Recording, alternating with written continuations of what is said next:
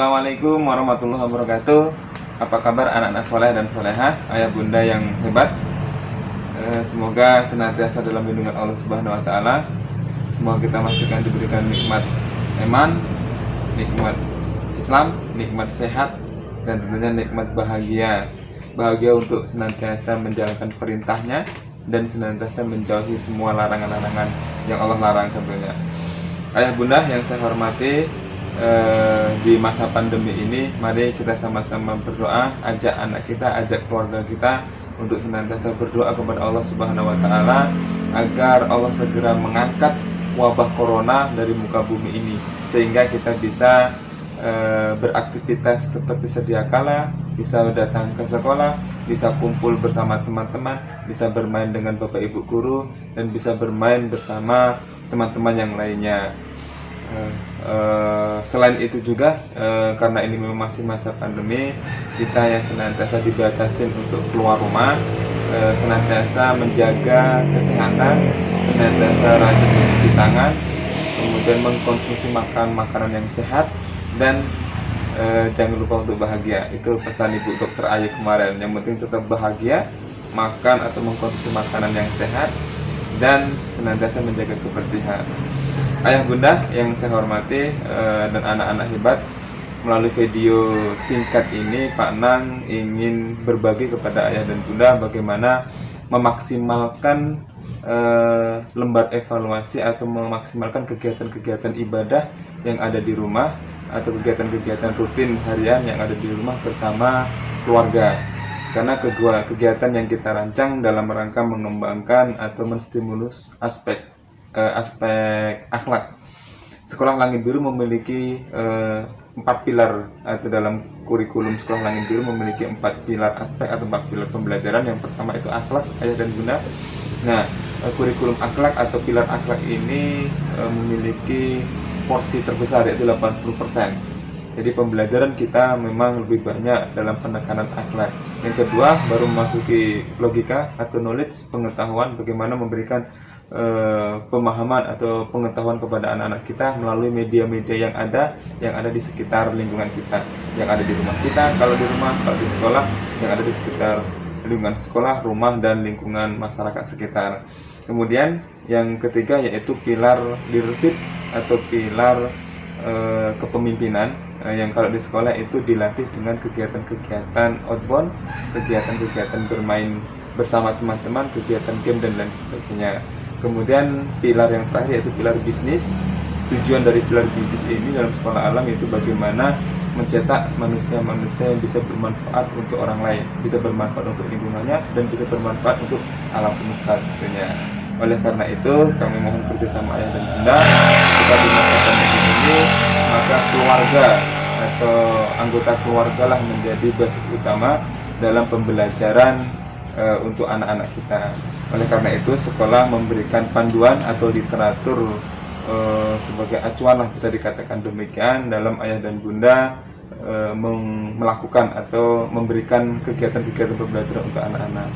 Oleh karena itu ketika memang pembelajaran di rumah, nama kegiatan kita beri nama belajar bersama keluarga. Nah, belajar bersama keluarga ini tentunya sekolah tidak terlalu menuntut banyak dalam bidang akademik.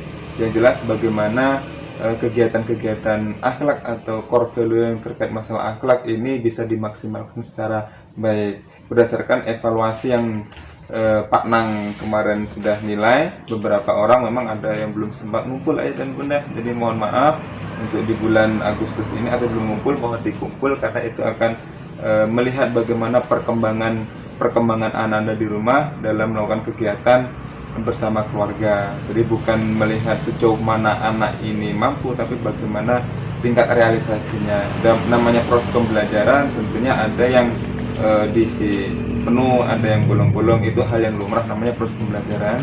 Jadi kita akan menghargai setiap proses yang diberikan dalam rangka pembelajaran untuk anak-anak. Nah, lembar evaluasi yang kemarin sudah diberikan pihak sekolah itu adalah sebagai acuan, sebagai literatur. Di dalamnya ada poin-poin kegiatan. Nah, poin-poin kegiatan yang ada dalam kegiatan lembar evaluasi ini boleh ditambah ya dan bunda. Sekali lagi Pak Nang tegaskan boleh ditambah boleh dikembangkan lagi sesuai dengan kondisi yang ada di rumah. Misalnya ketika anak-anak punya ternak, ajak memberikan makan ternak, atau orang tua memiliki ternak ayam, ternak ikan, itu boleh diajak bagaimana merawat ternak. Yang punya kebun boleh diajak merawat kebun dan lain sebagainya. Jadi untuk memudahkan atau memaksimal kegiatan-kegiatan ibadah ini, Pak Nang mengajak ayah dan bunda untuk membuat apa ya namanya, aktivitas harian. Kalau di sekolah ini namanya lesson plan, aktivitas harian. Jadi lembar evaluasi ini garis besarnya kegiatan. Nah, untuk melakukan poin-poin yang ada dalam lembar evaluasi, tentunya kita akan turunkan dalam bentuk kegiatan sehari-hari atau kegiatan harian, sehingga kegiatan ini benar-benar terstruktur, kegiatan ini benar-benar bisa teraplikasikan dengan baik dengan anak-anak kita. Dimulai dari kita buat jadwal kegiatan, misalnya mulai dari jam 5 pagi. Tentunya dalam membuat kegiatan ini kita sepakati dengan anak-anak kita. Kira-kira ketika kita buat kesepakatan ini, sampaikan konsekuensinya apa, seperti itu. Jadi ketika kita sudah konsisten, kita sudah kesepakatan, insya Allah anak akan 80% akan mengikuti. 20% mungkin ada faktor-faktor lain yang tetap menjadi PR kita, supaya anak-anak tetap bisa melakukan apa yang sudah kita sepakati dengan anak-anak. Jadi contoh di lembar evaluasi ini ada 18 poin, diantaranya sholat subuh, membersihkan tempat tidur, ikut membantu pekerjaan rumah, sholat duha, dan lain sebagainya, seterusnya sampai mandi sore sebelum jam 17. Itu poin-poin yang ada di lembar evaluasi. Nah, bagaimana memaksimalkan poin-poin yang ada di lembar evaluasi ini? Boleh ayah bunda buat list aktivitas hari-hari atau aktivitas harian. Misalnya aktivitas pagi, kita sepakati dengan anak-anak bangun jam berapa. Misalnya karena kita ada di lembar evaluasi ini sholat subuh, berarti harus kita bangunkan anak-anak jam 5 subuh. Dan kita harus komitmen sebelum anak-anak bangun, tentunya kita juga harus bangun terlebih dahulu untuk membangunkan anak-anak. Bahwa kita udah buat kesepakatan loh. Jadi kemarin bilangnya abang atau mbak, adik, kakak, ayo kita udah sepakat bahwa kita akan bangun pagi setiap hari gitu. Tentunya dalam realisasi pasti banyak kendala, yang masih banyak yang ngantuk, masih banyak yang kemudian alasan, nangis, dan lain sebagainya. Itu proses bunda. Jadi yang penting kita sudah buat buat aturan, sudah buat rule dan konsekuensi. Jadi bagaimana menerapkan itu memang bertahap. Jadi terus kita lakukan sampai nanti anak-anak juga akan terbiasa. Awalnya memang berat, tapi kita lakukan secara konsisten. Intinya di konsistensi ayah dan bunda. Jika kita melakukan secara konsisten, insya Allah lama-lama akan menjadi kebiasaan. Dan kebiasaan itu akan menjadi rutinitas, dan rutinitas itu akan menjadi perbuatan yang sehari-hari anak lakukan. Dan perbuatan yang sehari dilakukan, insya Allah lama-lama akan menjadi pembiasaan akan menjadi karakter anak-anak kita. Tentunya memang itu butuh waktu, butuh proses yang panjang. Minimal kita sudah memulai langkah itu. Pertama kita buat jadwal dan konsisten terhadap jadwal itu. Jadi kita buat contoh sholat subuh, berarti bangun pagi di jam 5 itu, kemudian sholat subuh. Apa yang kita ambil nilai atau pembelajaran dari sana? Yang pertama kita mengajarkan untuk bangun pagi, karena bangun pagi ini sedikit susah untuk anak-anak kalau tidak kita biasakan. Kemudian bagaimana mengajarkan sholat tepat waktu. Kemudian kita bisa mengambil nilai bagaimana mengaplikasikan sholat, ya, kegiatan, gerakan dan bacaan sholat dan lain sebagainya. Itu jam 5. Kemudian setelah jam 5 kita buat lagi jam atau pukul 6. Kira-kira aktivitas di pukul 6 ini apa? Misalnya aktivitasnya yang kita diberikan yang bisa dilakukan anak-anak, misalnya membuka horden jendela atau membuka jendela kayak gitu, atau kemudian merapikan tempat tidur tadi yang sudah berserakan. Jadi banyak aktivitas yang bisa dilakukan dan itu dibuat sepakati untuk anak-anak itu. Jadi apa yang bisa anak-anak lakukan di jam-jam itu ayah dan bunda. Kalau misalnya mau diajak kegiatan olahraga, misalnya olahraga pagi bersama ayah misalnya kan gitu, kita buat olahraga pagi, misalnya lompat-lompat atau senam kecil di depan rumah. Atau kalau misalnya punya ternak, ajak makan ternak, misalnya kasih makan ayam, kasih makan ikan dan lain sebagainya. Itu juga boleh ayah bunda. Jadi pembiasaan yang itu bisa bermanfaat untuk lingkungan dan itu dilakukan secara berkesinambungan. Itu kemudian setelah jam 6, jam 7 misalnya. Ini Pak Anang ada contoh kegiatan yang udah Pak Anang rancang. Insya Allah nanti akan kita kirimkan draftnya kepada ayah dan bunda sebagai contoh. Setelah jam 6 kemudian ada jam 8 pagi. Oke, jam 8 pagi itu bisa diisi dengan kegiatan misalnya mandi itu banyak sekali pembelajaran ayah dan bunda, bagaimana dia melepas pakaian sendiri, bagaimana adab mandi yang baik, kemudian bagaimana sebelum mandi sikat gigi supaya bersih giginya, bagaimana membasuh atau menyiram tubuh, bagaimana menggosokkan sabun. Jadi diajarkan untuk mandi sendiri kan gitu, seperti itu. Kemudian setelah mandi bagaimana diajarkan memakai baju sendiri. Nah, hal-hal itu yang menjadi pembiasaan sehingga anak-anak mampu untuk mandiri kan, seperti itu. Selanjutnya bisa dengan kegiatan sarapan ya. Jadi bagaimana sarapan, doa makan, kemudian sarapan yang sehat, mengenalkan pembiasaan yang baik sebelum aktivitas itu dengan sarapan dan lain sebagainya. Setelah sarapan nanti bisa anak-anak untuk sholat duha. Jadi itu kita buat di jam-jam itu sehingga kegiatan kita terarah. Jam ini yang dilakukan, jam ini yang dilakukan. Awal-awal minggu pertama, mungkin 2 minggu pertama itu sering bolong-bolong. It's okay bunda, ayah, karena namanya proses pembiasaan itu tidak mudah dan butuh waktu. Nah, tinggal bagaimana kita konsisten terhadap aturan yang kita buat dan bagaimana kita terus kemudian mendampingi anak-anak selama aktivitas di rumah. Nah, itu dari jam 8. Kemudian terus kita buat sampai jam 10 sudah kegiatan apa, misalnya kita buat kegiatan bermain bebas untuk anak-anak tapi non gadget ya bunda. Bermain bebas misalnya bermain bola atau bermain bermain lari-larian di dalam di sekitaran, bukan dalam rumah ya, tapi di teras mungkin bersama Ayu yang punya Ayu atau bersama bunda, atau aktivitas yang lain misalnya bermain masak-masakan gitu kan sekitar rumah. Kalau anak-anak perempuan atau laki-laki ya bisa bermain sepeda lah di lingkungan sekitar, seperti itu jam-jam 10. Kemudian bisa diberi lagi kegiatan jam 12 misalnya. Jam 12 itu kegiatan persiapan sholat zuhur. Kemudian ada kegiatan makan siang, rehat siang, bisa istirahat tidur bareng sejam 2 jam seperti itu, karena itu juga akan mengembalikan semangat anak, mengembalikan tubuh yang sudah hampir setengah hari berkegiatan sehingga akan dipulihkan lagi dengan istirahat siang.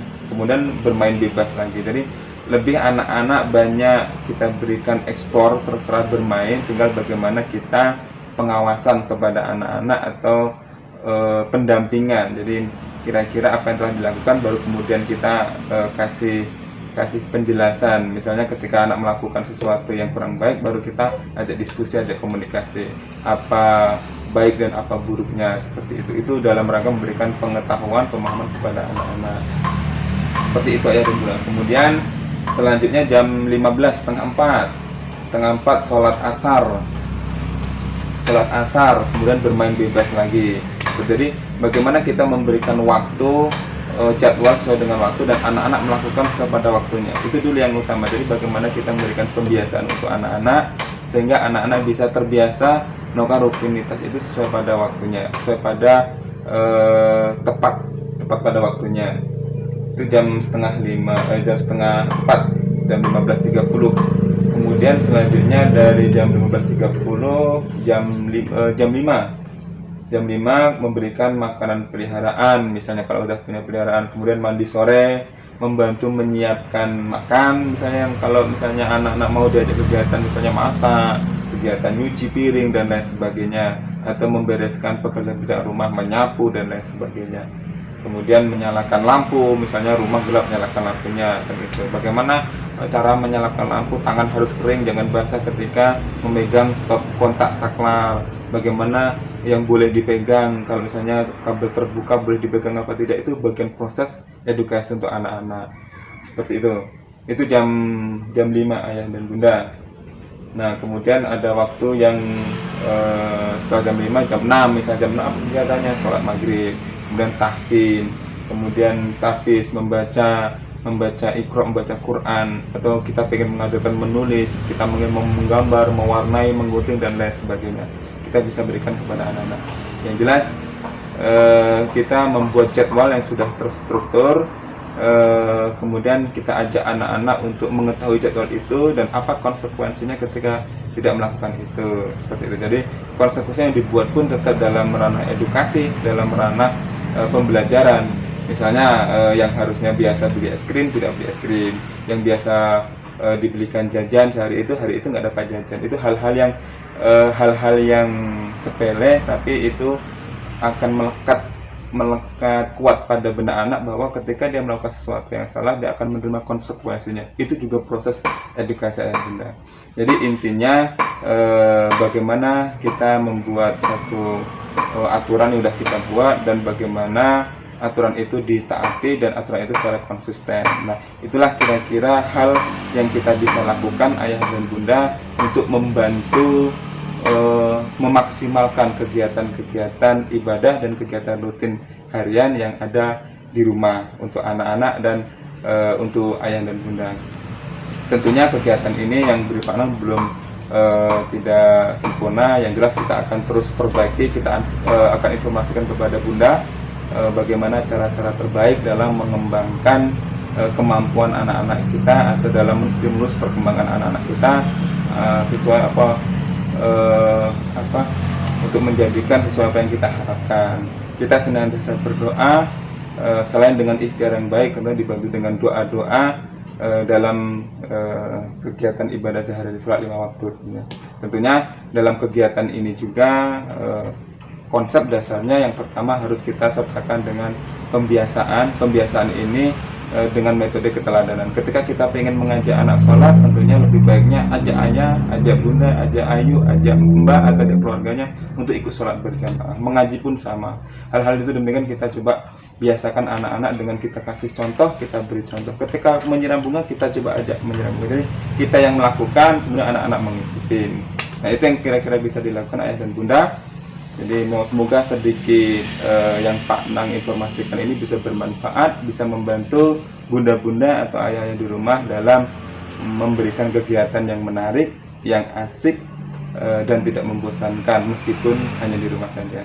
Demikian ayah dan bunda, terima kasih atas perhatiannya. Mohon maaf jika kepanjangan, mohon maaf bila ada salah kata dan kurang pas, kurang berkenan.